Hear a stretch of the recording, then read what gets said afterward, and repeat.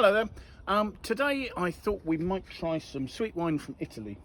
I've got a bottle of producer Pieropan's Recioto di Soave Classico, and it is from a single vineyard, Le Combare, I hope I'm saying that correctly, and the vintage 2016.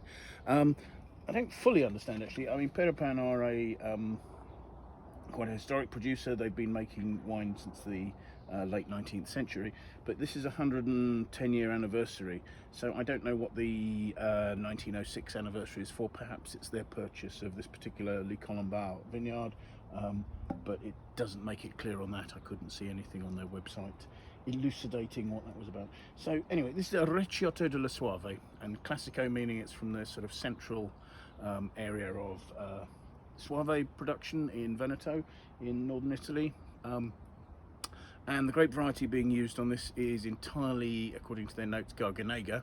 You can put tiny amounts of Trebbiano in, but you'd expect a quality producer, and Pieropan are probably one of the 2 or 3 leading Soave producers. You'd expect them to be using principally Garganega, and this is 100% according to the notes I have. First of all, I'm swirling it, but I mean, look at that gorgeous colour there.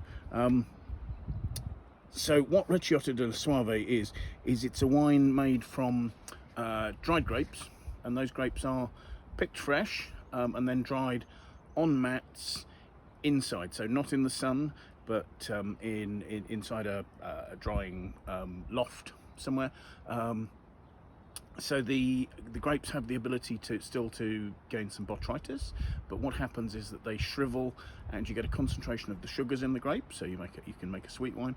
But also at the same time, with the loss of water from the grapes, you're getting concentrated acidity, which means that you can make a balanced sweet wine. It's not just sweet, it's got lovely freshness to counter that sweetness. So the colour you've got here comes from the fact that the wine will have spent 2 years aging. It again, that sort of slight browning from 2 years aging in oak, large, I think 2,500 litre barrels, as well as obviously the richness of colour from the concentration of the grapes as they've dried. Giving it a swirl, you can see quite strong legs flowing. That's probably as a result of the sugar coming from that. Smelling the wine, smell it first and then taste. There are really high tone notes there, so you've got notes of sort of probably more mandarin style of orange. You've got notes of lovely ripe apricot, peach, those sort of stone fruit aromas, but over the top of that there's a sort of a lifted high toned acetone sort of note, almost like a sort of a nail polish remover, that actually sits quite nicely there because there's enough fruit, it doesn't take over and make the wine too aldehydic. Tasting it,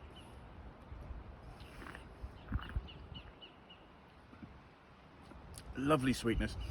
The notes on this say it's about 110, 120 grams of sugar, which would put it on the sort of level of a Sauterne, but it's not got the sort of the rich body that you'd get with the Sauterne, because it's not had as much botrytis as you'd get with that. But there's a lovely, lovely fresh lemony sweetness cuts through all those sort of stone fruit notes and gives a lovely long finish, and I can feel I'm salivating, and it stops the finish from being cloying and sticky and from sort of just gumming your mouth up. There's a lovely freshness to that. Now, one of the reasons I thought this would be a lovely wine to taste today, it does give a lovely long finish as well. That's the other thing. I can still taste it, even though, you know, it's probably 30 seconds since I've had a mouthful now. The other reason I thought it would be lovely to try a sweet wine today is that Auckland has gone into a snap lockdown yesterday, and as the last person left in the office, I was quite lucky in that I picked up the cakes that we'd been sent by a supplier, so that they didn't go to waste. So I thought that would be a lovely pair with one of these lemon cupcakes. So wherever you are, whether you're free to move around or whether you are locked down, good luck to you. Cheers. Bye now.